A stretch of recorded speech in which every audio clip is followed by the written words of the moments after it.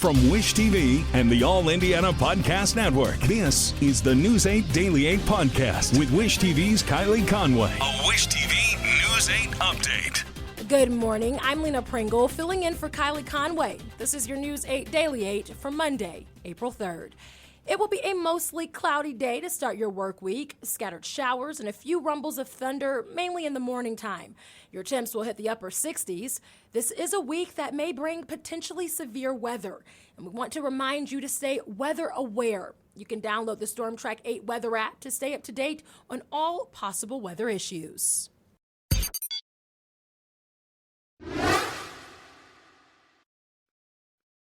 From your statewide news network, the National Weather Service now confirms 17 tornadoes ripped through Indiana Friday night, killing 5 people. The strongest and deadliest twister was an EF3 in Sullivan County. Wind speeds there reached up to 155 miles per hour. This morning, people in several communities are dealing with the damage. Drone video out of Whiteland shows rooftops ripped away. People are now working to manage this damage in Kokomo and Sullivan County.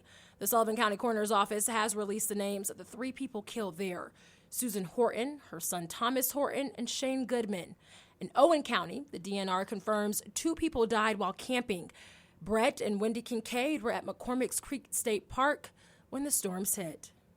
In Sullivan County, local leaders have declared a state of emergency after the storms. The mayor of Sullivan says at least 200 buildings are damaged. Leaders in Sullivan County say they need donations of non-perishable food, sports drinks, feminine products, baby wipes, storage bins, cleaning supplies, paper products, and plastic cutlery. They are not asking for clothes right now. If you want to help, you can drop off items at the Civic Center on Main Street in Sullivan. The American Red Cross has also opened a relief shelter at the Abundant Grace House of Prayer. In Johnson County, a church in Whiteland is adding to the growing list of relief options for storm victims. The Grace Assembly of God will open today and offer supplies all this week. It's located north of Whiteland off of US 31.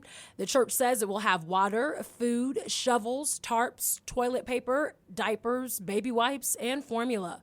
Volunteers are also still needed to help with tornado cleanup efforts around Whiteland. The site will be open from 9 until 5 every day.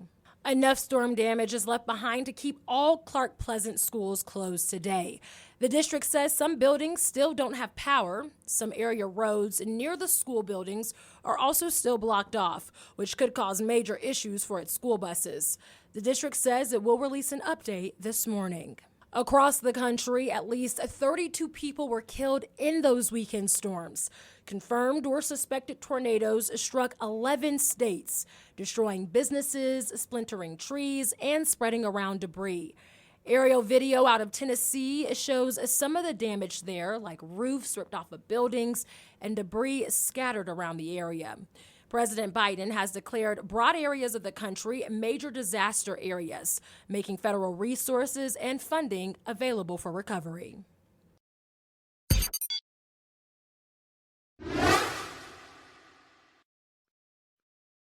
In your Vote 2023, this is the last day to register to vote in the primary. If you need to do it, you can do it in person at your county clerk's office or a BMW branch until 5 o'clock this afternoon. Mail-in registrations must be postmarked no later than today. You can register online until 1 minute before midnight. Louisiana State University stands atop college basketball this morning with a new trophy to take home to Baton Rouge. The LSU women thumped Iowa to win Sunday's national championship game. A hot hand off the bench keyed the Tigers' win. Jasmine Carson poured in 21 points in the first half.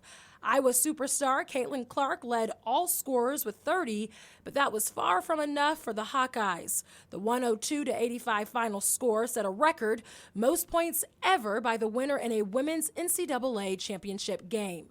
Angel Reese put up a double-double and won the tournament's Most Outstanding Player award.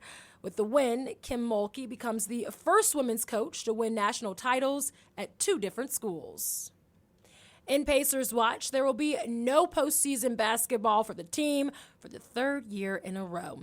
It lost to the Cleveland Cavaliers last night, ending any chance at the playoffs. It was a battle to start the game as the Pacers had it tied by the end of the first quarter. And by halftime, the team took the lead. But the Pacers came up short when the Cavs pulled away for a late 115-105 victory. Head coach Rick Carlisle says that despite the loss, there were some positive takeaways. The team will host the New York Knicks on Wednesday. This has been your News 8 Daily 8 for Wish TV. I'm Lena Pringle, online at Wish TV, and follow us on Facebook when you search Wish TV. Have a great rest of your Monday. This is the News 8 Daily 8 podcast with Wish TV's Kylie Conway. A Wish TV News 8 update on demand for even more on demand and on the go. Connect with Wish TV on Facebook at wishtv.com and on the free Wish TV mobile app.